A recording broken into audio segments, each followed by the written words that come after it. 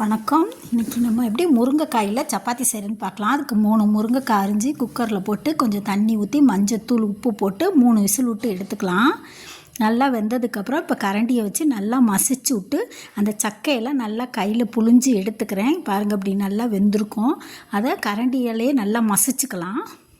மசிச்சுட்டு நம்ம அந்த சக்கையை மட்டும் நல்லா புழிஞ்சி எடுத்துட்டு அப்புறம் ஃபில்ட்ரு பண்ணி எடுத்துக்கலாம். கொஞ்சம் தண்ணி ஊற்றி நம்ம ஒரு சப்பாத்தி மாவு பிசைகிறதுக்கு எவ்வளோ தேவையோ அந்த அளவுக்கு மட்டும் தண்ணி இருந்தால் போதும்.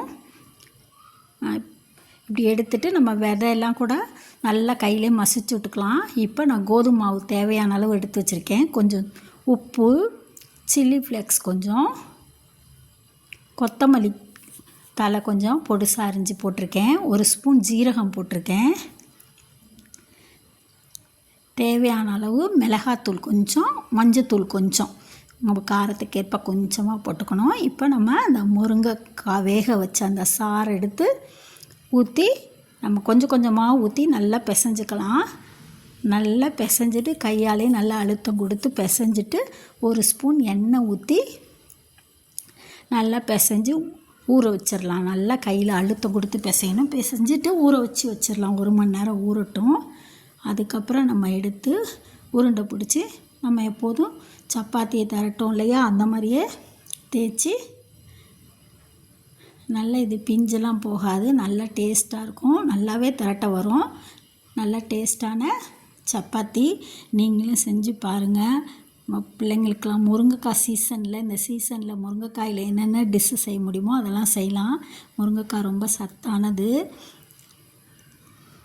அந்த மாதிரி நீங்களும் இந்த மாதிரி செஞ்சு பாருங்கள். அப்புறம் சப்பாத்தி போட்டுட்டு இப்படி பெரட்டி போட்டதுக்கப்புறம் எண்ணெய் ஊற்றுனீங்கன்னா நல்லா கொஞ்சம் புசு புசுன்னு எந்திரிக்கும். ரொம்ப சாஃப்டாகவும் இருக்கும். இந்த மாதிரி நீங்கள் செய்யுங்க. நம்ம பிள்ளைங்களுக்கெல்லாம் முருங்கைக்காய்லாம் அவங்களாம் சாப்பிட மாட்டாங்க. பொரியல் செஞ்சாலும் சாப்பிடாதுங்க, சாம்பார் செஞ்சாலும் சில குழந்தைங்க சாப்பிடாது. இந்த மாதிரியெல்லாம் செஞ்சு கொடுத்தோன்னா ரொம்ப அதுங்களுக்கு முருங்கைக்காய் எடுத்துக்கிட்டாப்புல இருக்கும். அயன் சத்து இருக்குல்ல முருங்கைக்காயில். நீங்களும் இந்த மாதிரி செஞ்சு குழந்தைங்களுக்கு கொடுங்க. நல்ல டேஸ்ட்டாக இருக்கும். இன்றைக்கி நான் முருங்கைக்காய்க்கு தக்காளி தொக்கு செஞ்சுருக்கேன். தக்காளி தொக்கும் கருவேப்பிலை குழம்பு இருந்ததும் தொட்டு சாப்பிட்றேன். நீங்களும் இந்த மாதிரி செஞ்சு பாருங்கள். எங்கள் சேனல் பிடிச்சிருந்தா லைக் பண்ணுங்கள், ஷேர் பண்ணுங்கள், சப்ஸ்கிரைப் பண்ணுங்கள். தேங்க்ஸ் ஃபார் வாட்சிங்.